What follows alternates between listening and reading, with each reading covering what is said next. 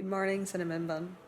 So, we're doing a Q&A today, and I am going to answer some questions as I go through my morning routine and get ready this morning.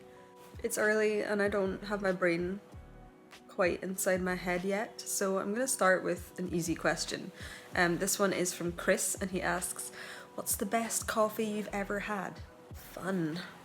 I worked for a coffee roasters called Dear Green in a bunch of different capacities over the years, but I started out in their pop-up cafe as a barista, and the cafe would pop up over the summer and then it would disappear again, and we had this really big fancy cold drip apparatus, which, if you've never seen it before, I'll try and find an image and put it on the screen because it looks like some old world science shit, and it's really cool. So we had one of those in the cafe, kind of mostly as decoration, to be honest, or just for somewhere for it to go.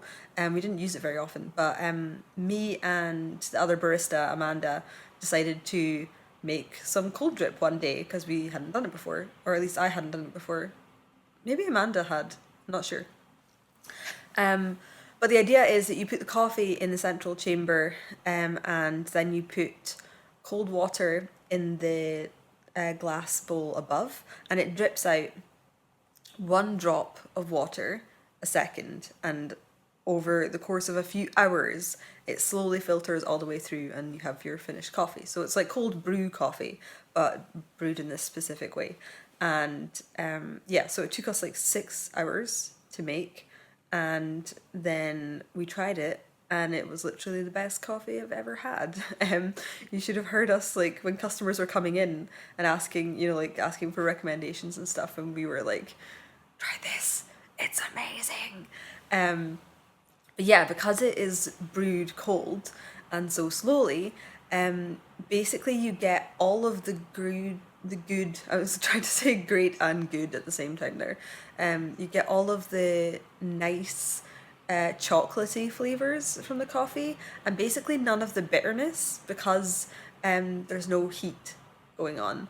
And it was just like drinking chocolate, like the fanciest chocolate ever, like single origin chocolate, which would have taste notes and stuff. It was so good, and I've never had it since. So there you go. That's the best coffee I've ever had. Okay, I guess I should go up now. I don't know if you'll be able to hear it, but the wind is absolutely howling outside. It's a really horrible rainy morning. Oh, I'm so hungry already. I'm so ready for breakfast. Sayuri asks, what differentiates info dumping and descriptors? I have anxiety about this every time I describe a scene. I'm not sure there's going to be any kind of hard and fast rule that I can give you. Which way is this going? Okay, here's something. Description is describing a thing that is happening right now, or a place that exists right now. So if it's setting, or a character that is currently in the place. Info dumping will tend to take you out of the present moment to explain something from the past. I mean, info dumping is just a way of saying telling instead of showing, but on a bigger scale. Like, there's nothing wrong with telling certain things in single sentences and stuff like that, but it becomes info dumping when you're spending a whole paragraph just telling backstory or something like that, or world building, more commonly, which is like taking the reader out of the present moment in the scene.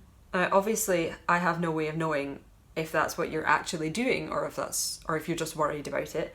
But I would say, like, and I've had this problem myself, and had people reading my work. Actually, it was when Kirsty Logan and I exchanged some work give each other some feedback, and she rightly pointed out that I'd just dumped all my backstory at the start of the story, and it was like absolutely clogging everything up and slowing everything down, and so I changed it. But yeah, if you're worried about a particular piece of information or some pieces of information being info dumps instead of incorporating them kind of naturally into the scene, just ask, how could I show this through the world, like the environment, or through characters' actions?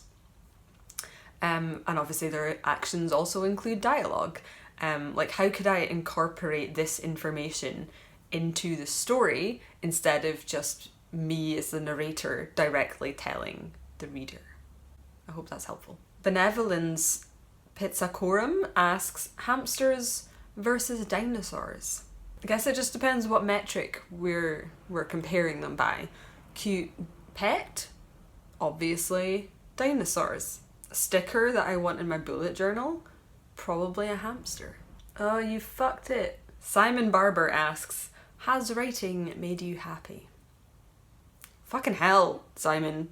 Don't pull any punches or anything. Oh, I'm not sure. Stories make me happy. For sure. There have been times when writing has made me happy in the past. Probably the happiest I've ever been writing was writing the first draft of State of Flux and NaNoWriMo before I had any idea about anything. And I've had long stretches of time where a book has taken much longer than I want it to, and so I don't really enjoy writing a lot. But I don't know. I care about it. I care about writing deeply, obviously. Otherwise I wouldn't be doing this. I think it's important. I think it's incredible. I think it's a magic. But I guess like that, the question is phrased in a kind of like, as if my life is already over kind of way. Has it made me happy? Full stop.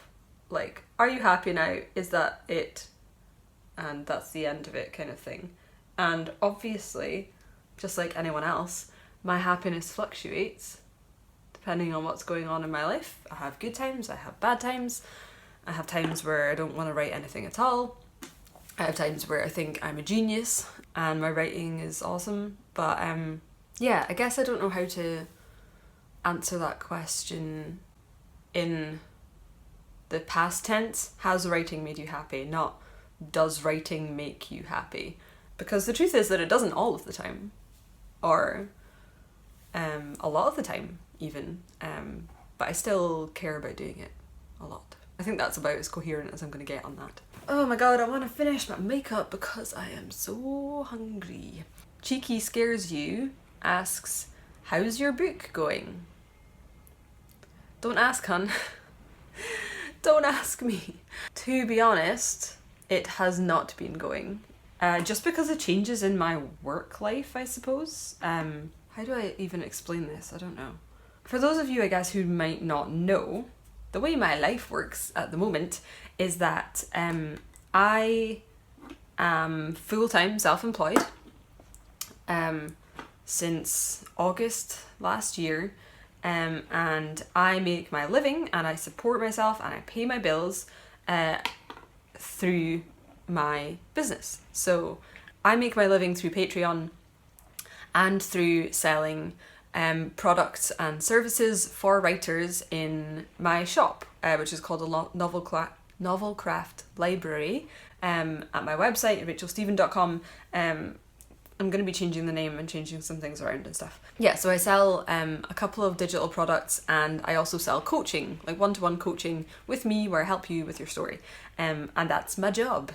I've been trying to figure out how to organise my time so that I can do all of that and make the money I need to make to pay the bills, and then also have time for writing. In the last few months, I basically way overcommitted the amount of work that would go into fulfilling all the stuff per month for my patrons, and so I basically haven't gotten to anything else. I had lots of big projects planned, and I've spent basically all of this year, well, I spent basically all of January and February just making videos, and I didn't have time to get to any of the other business stuff or writing.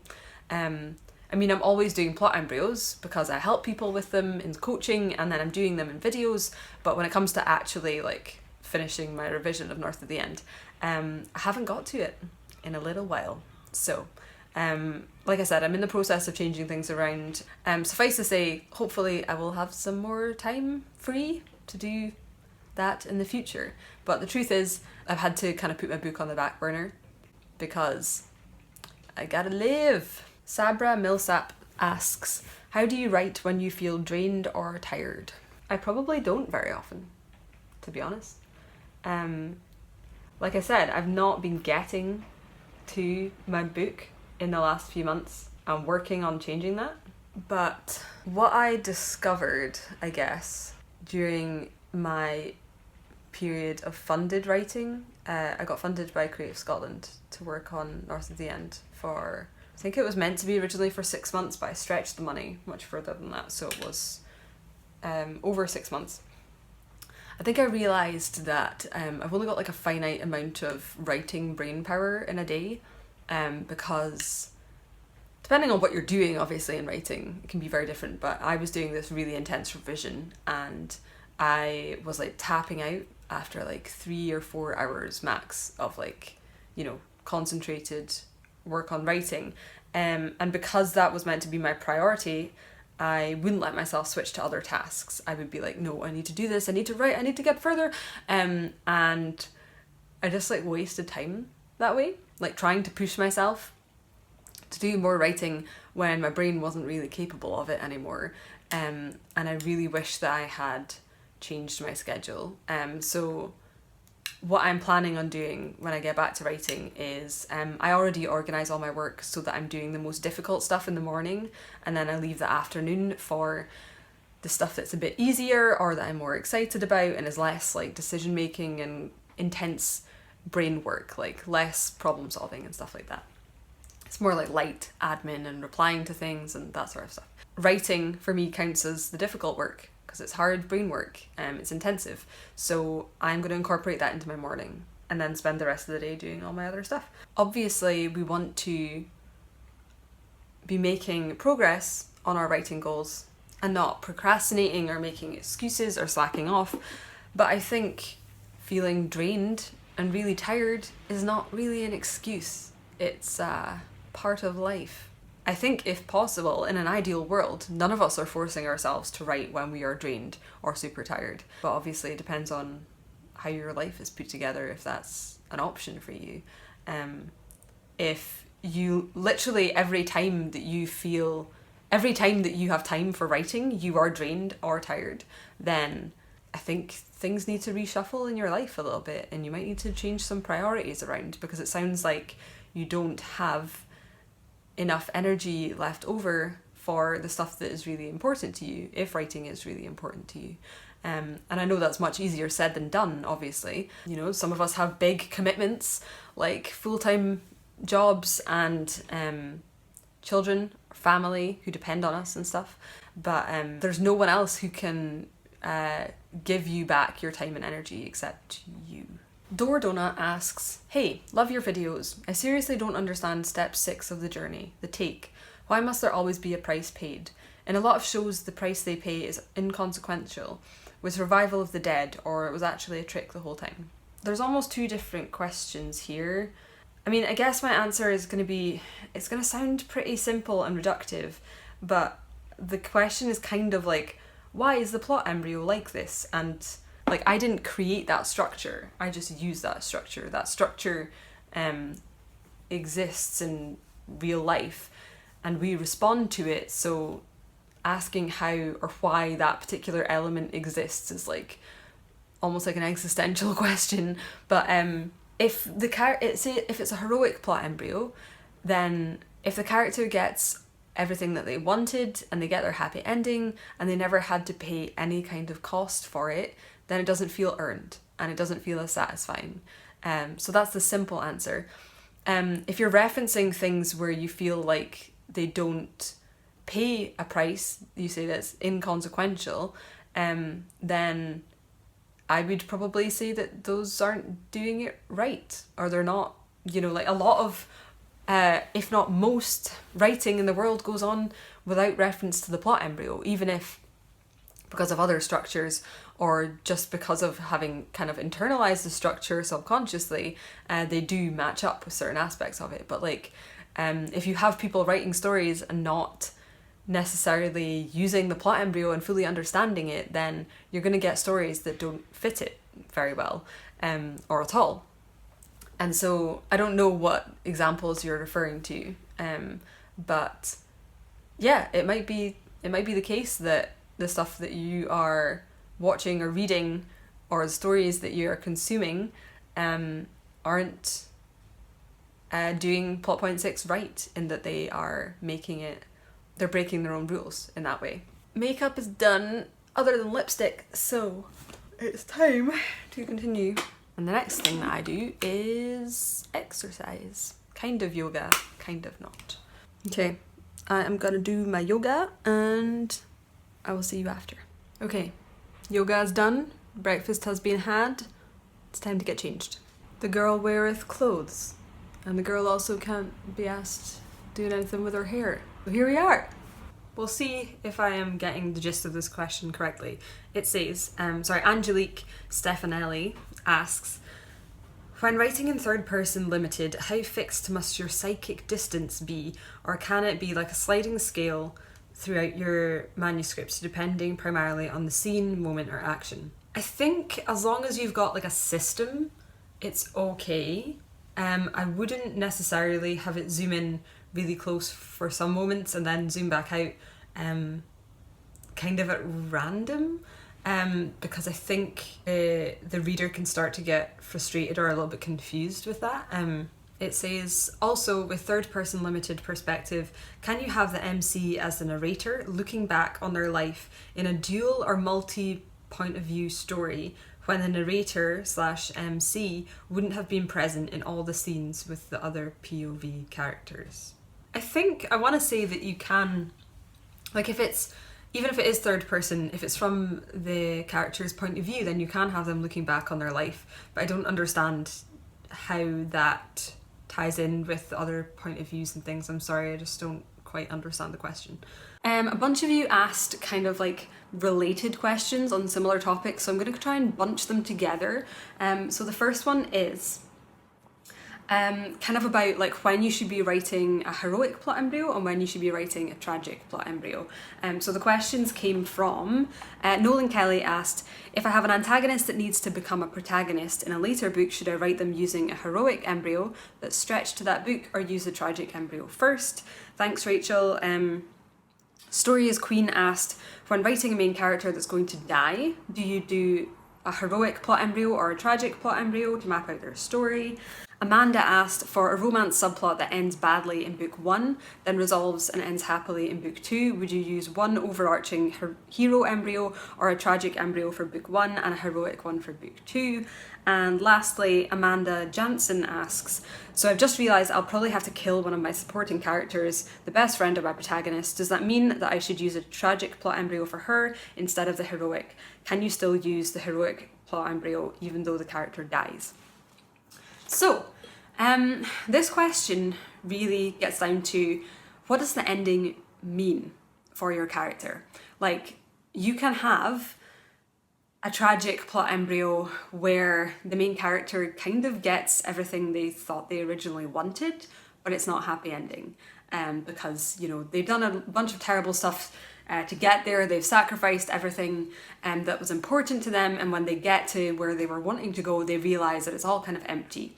A little bit like my Team Rocket plot embryo, if you watched that video. And similarly, you could have a character who dies at the end, but their dying, or the circumstances under which they die, that's actually a happy ending for them. So if you think about, you know, someone who maybe has like a terminal illness, a character who maybe their motive goal is to have a good death, and to them, like, the tragic plot embryo would be them dying in agony and having no control over that, and a heroic plot embryo might be them getting to die well and peacefully. So What exactly happens? It all depends on what that means to your character, as in how that translates into a heroic or a tragic plot embryo. It's never just about like heroic characters live and get everything they want and tragic characters die. That's not really how it works. You need to think about how you want to end it and what that means for the character. Is this a mostly positive ending for them, or is it mostly negative? And that's going to decide it. The next question is, it's a little bit of a tricky one. It's about using plot embryos for series. So I will read you out the questions that we have for that, because again, we had a couple.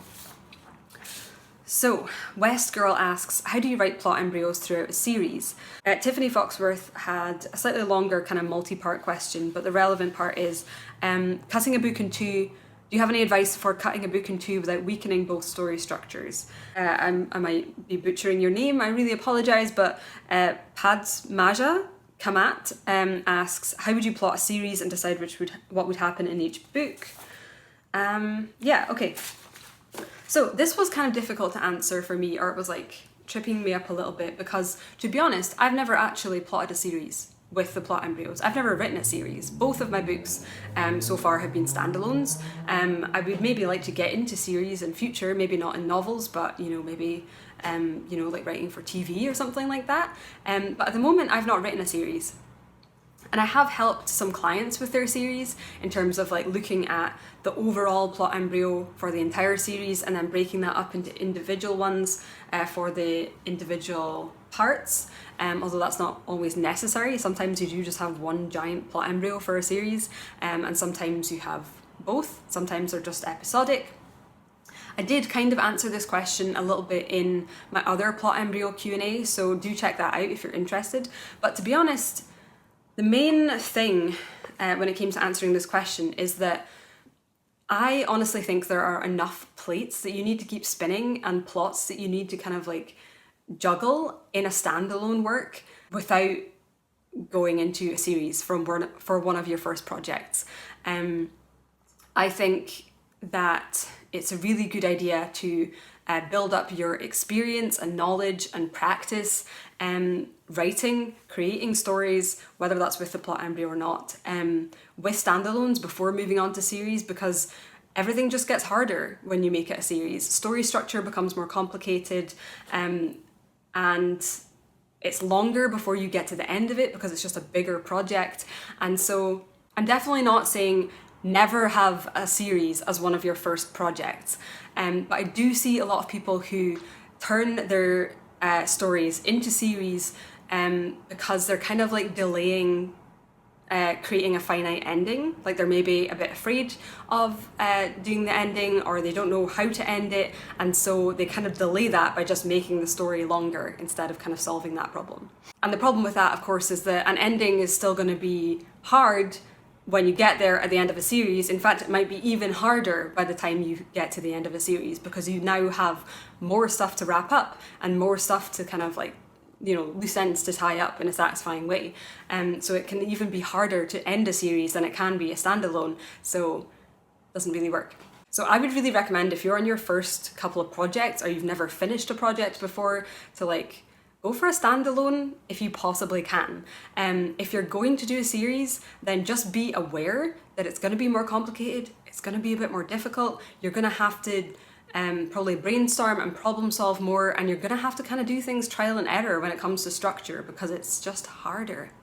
It's hard enough that I haven't got there yet. I don't think I'm ready for that yet. I want to finish my standalone works and be really clear on how to go about that before I move on to a series, because I'm not entirely sure how to do this. So the next kind of like category of question is about interweaving or meshing various plot embryos together. So let me read. Brianne Skinner asks, could you explain how to mesh multiple plot embryos into a single story? You did 2 with Brave, but what if there is more for entirely different plot lines, Game of Thrones style? Should they even mesh at all? Thank you.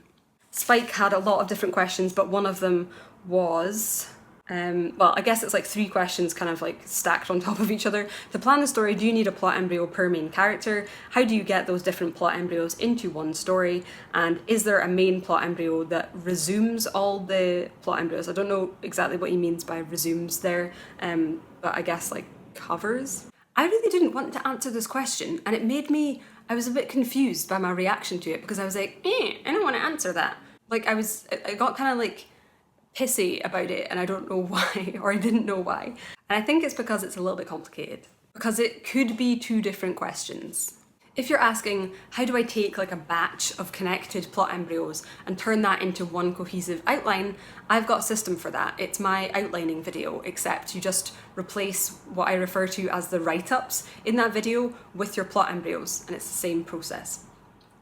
But if you're talking about how do I create this batch of interconnected plot embryos, which are going to be my various, plots or subplots and things for one work, then I don't really know if I have like a solution for that. To be honest, it's kind of just trial and error. Like, you kind of just do it. No one showed me how to do it, and I just did. I just tried different things, and sometimes you have to tweak parts of different plot embryos, and sometimes you realize you have too many and you get rid of one, or sometimes you realize somebody just split into 2.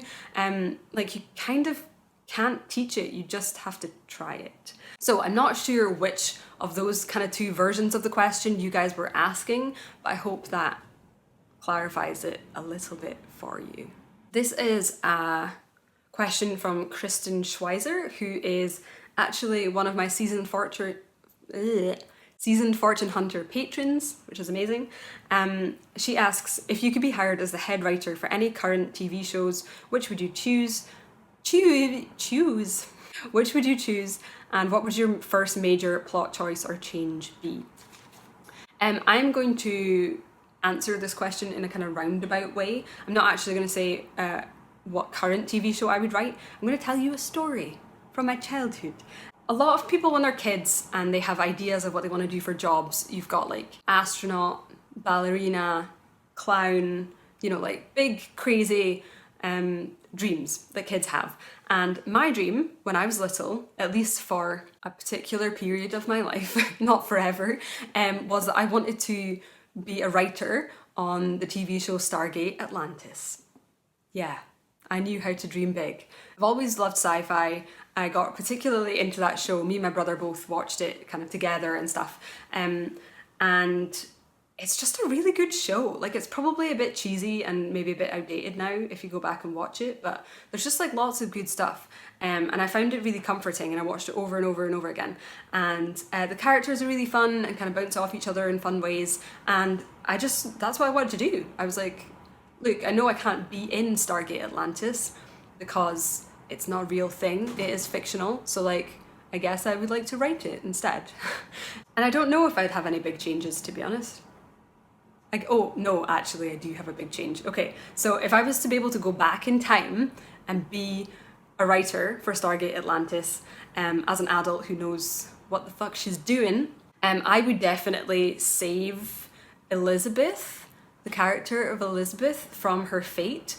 I think like the reasons that she ended up kind of leaving the show were like production reasons. It wasn't just like story. It wasn't just they decided to get rid of her character, as far as I know, but correct me if I'm wrong, please. But she basically got written off of the show, and she was basically the leader of the whole expedition of Stargate Atlantis. And I just always loved her character, just because she was like a lady in charge, and it was good. So I would save her and give her like a proper run, and like hopefully a proper complete arc by the end of it. That would be my major change. Kristen also asks, recommend one major purchase or investment to aspiring writers. So this one, I'm going to be a little bit cheeky because I'm going to be like, me! But I'm sorry, it's just too easy. So this isn't something that's coming out immediately, but I am working on a super secret plot embryo program, which I would like to launch this year, and it's going to be my whole A to Z system for like how to create seeds of stories and then how to develop them and take them all the way to complete plot embryos.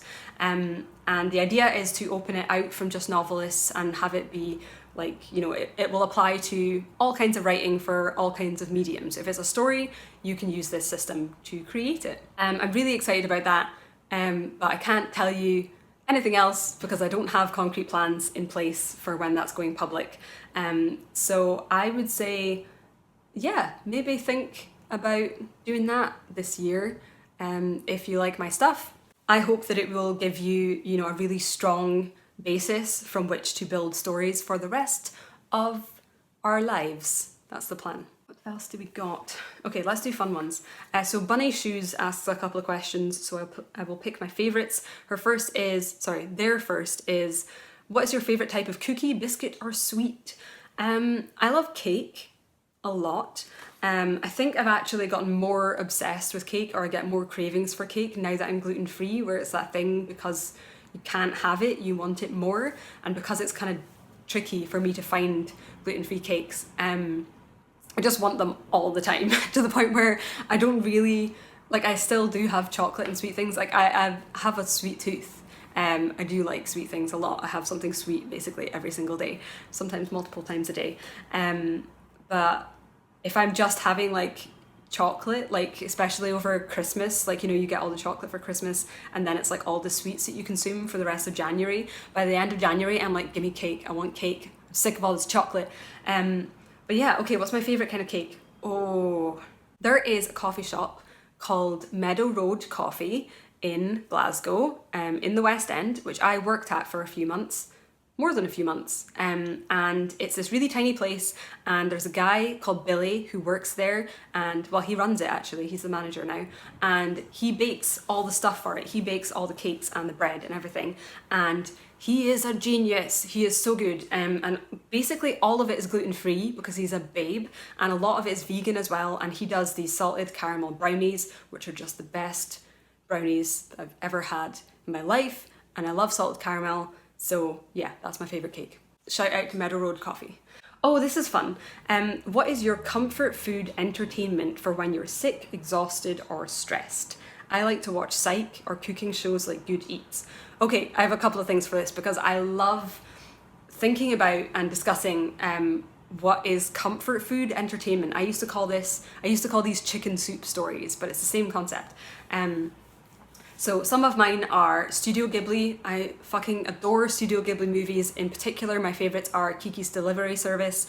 Actually, one of my first ever YouTube videos before I started this channel, many years before I started this channel, which is no longer public, I'm afraid, was about the narrative structure of Kiki's Delivery Service and why it's so great, even though it doesn't fit the plot embryo at all, really. I just love it. I also love Howl's Moving Castle and Spirited Away and some of the other ones. Like, I also like them, but those are my absolute faves, and I find them very comforting. They're just like sensory delights. Also, comfort food entertainment, it's not, I guess it is kind of like non-fiction story. So I get really terrible period pain. I should probably go to the doctor. I will at some point. But basically, some months I can't get out of bed for like a few hours while the worst of it is happening. And it's really difficult for me to figure out what to do with myself because I don't want to just lie there in pain thinking about how much pain I'm in. But I'm also like, I'm in so much pain that I'm also like photosensitive and really sensitive to noise and things, so like I can't like focus enough on like a TV show to follow what's happening, what's going on. And one thing that I have found to be absolutely amazing is actually a YouTube channel recommended by Jack Williamson, who you patrons will know from running my Discord, the Novelcraft Lounge, called Seven Plums. It's actually a Chinese channel, so the name is in Chinese, but in English it's Seven Plums, and you can still find it by searching Seven Plums. And it's just this amazing young Chinese woman doing all this like crazy like homesteading rural China like cooking and like making stuff. She makes like furniture out of bamboo, and she like picks the vegetables and then makes them into things, and there's no English speaking in it, and there's very little speaking in it. It's just like her doing it, and it's like shot beautifully, and it sounds amazing, and it's just really nice. I guess it is like a form of ASMR, but I cannot stand whispering ASMR, so it's really good for me. And I watch that when I have really bad period pain, because it's like soothing and it's like nice, but if I like kind of zone out or I can't follow what's going on, then it doesn't really make a difference. But it's also nice to watch when I'm not in a lot of pain as well. Is there any other comfort food entertainment? Probably say Stargate Atlantis is actually, even though I haven't watched any in years, but just because, yeah, it's like that stuff that you watch when you're a kid and you have all these nice nostalgic associations with it.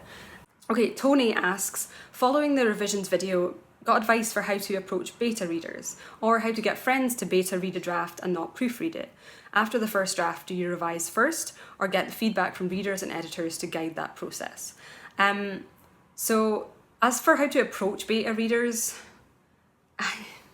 I don't know. To be honest, at this point, I just have like a sign up form on my website, and anyone who's interested can sign up. But obviously, I have a YouTube platform, and so there's going to be more people who are interested in signing up than if you don't have a platform and you're just like working away on your stuff. So I guess just like ask people who you trust and like, maybe other writers, and offer to do a swap, so you'll beta read their stuff if they beta read yours, and then it's not like you're just asking for someone to put in work for something. Or how to get friends to beta read a draft and not proofread it. Just ask them, just tell them, be like, okay, I'd like you to read this chapter, but bear in mind, I don't need it to be proofread, I don't need you to comment on spelling and grammar, or even like prose style and stuff like that, because that stuff is not set in stone yet and I've not edited for that yet. I just want your opinion on the story and how it unfolds. That's really the simplest way to go. Just ask them, just tell them that you don't care about their spelling nitpicks. And as for when to beta, I would definitely do at least one revision, probably a substantive revision, before you do like a big beta process, because you don't want them to just be picking up on all the same stuff that you already know you need to change. Although if you have like if you have a critique partner or like one writer friend who like you read each other's stuff, then it's maybe fair to have them read like really early drafts, because you trust their opinion, and like you can even tell them, I guess, what you know needs to change. But in general, I would say revise first, and betas are like one of the later stages of revision. Christine M asks, what are your thoughts on having and maintaining a personal style guide? If you have one, do you have an overarching guide covering all your output and what's in it? Which parts would you put into work-specific guides, or genre-specific for that matter? So I don't have something that I call my personal style guide, but to be honest, the closest thing is probably in my revision for North of the End, I created what I call my revision handbook, and that basically functions as my style guide for North of the End. So I don't have one for like my work as a whole, but I do have one for North of the End, and it covers things like point of view. I have a lot of like Gaelic inspired or like phoneticisms of Gaelic names and words, and so I have the correct spellings of all of those in my style guide. Things like structure, so like when I like tense, so like when I'm doing a flashback, I'm in past tense. When I'm in the present, I'm in present tense, and stuff like that. To be honest, I don't have it on me, so I can't remember everything, but I do basically have a North of the End style guide. Vanessa Mason asks, when editing your first draft, what are the top 3 things you edit for? In other words, when do you know you are done with your first set of revisions? Editing my first novel. Babe, if you haven't seen my video that I just put out on revision, then that answers that entire question for you. If you have seen that and you're still asking for more info, then I'm sorry, I don't have any more for you right now. But thank you for asking. Okay, 2 questions that are kind of related to ideas. I am going to butcher your name, I'm sorry. Ciao! What's your process for getting ideas? And Brittany Brown asks, I have not written in literal years. I want to start again, but I just can't seem to come up with something that can take off into a story. I have a couple of ideas that have been floating around my head, but they're more world building and no story, and none of the characters that I try to put in them seem to stick and work out.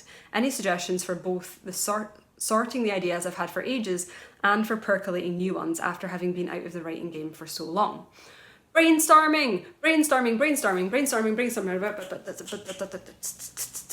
It's really hard to say brainstorming fast, it turns out. Yeah, both of you, you may have seen my brainstorming video before.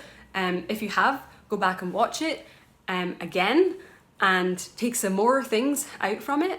If you haven't seen it, go and watch it right now, because it's all I bang on about. It's my process for, like, everywhere that I've ever gotten with writing has come from brainstorming. I use it to problem solve, I use it to get past blocks, I use it to create ideas, I use it to develop ideas, I use it for everything. Why am I standing on one leg right now? I don't know. Yeah, that's how I get ideas. And I guess like the biggest boon in that respect is that I am good at asking the right magic questions now. I know what questions to ask to get the info I need, and that's, you know, like one of the best things when I'm brainstorming. But even if you don't necessarily know which questions to ask, just try some questions and do some brainstorming.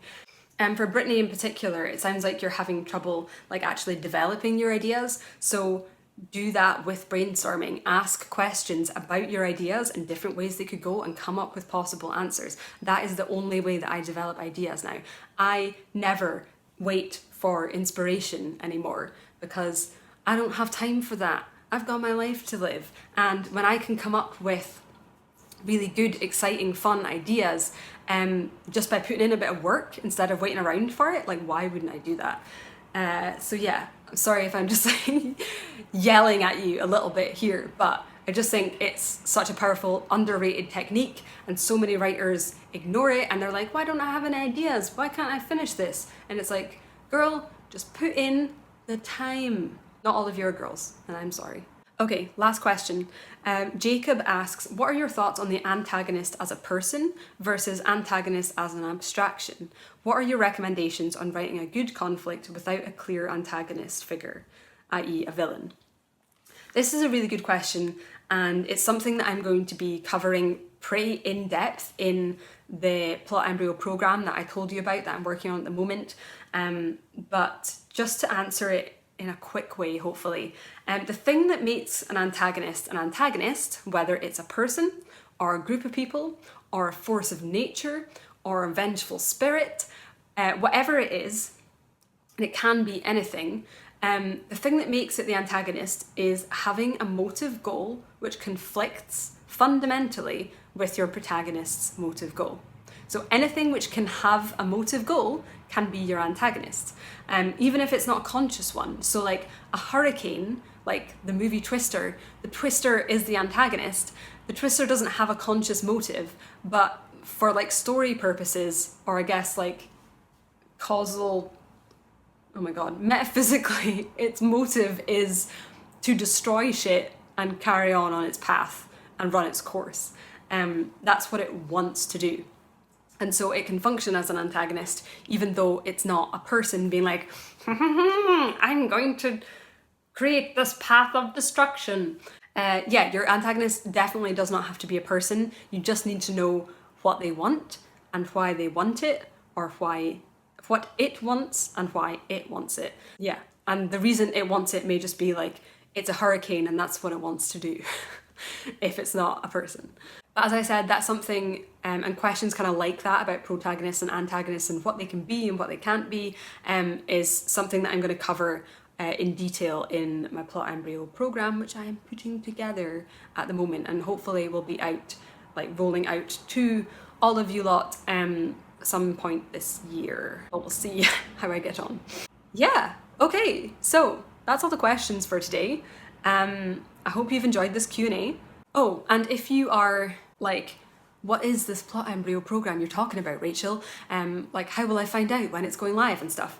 Yeah, like I said, it's going to be a few months off at the very least, probably more, but if you want to know when that goes live so you can get in on it, sign up for my free course, How to Plot on One Page. So it's a course delivered by email, and that means that you will be on my email list, and the email list people are the first people that are going to know when my Plot Embryo course program thing goes live. If you're new, don't forget to subscribe, and if you actually want to see every single video of mine when it goes live, then you got to hit that little bell button down there, because that's the only way to do that anymore. Bye!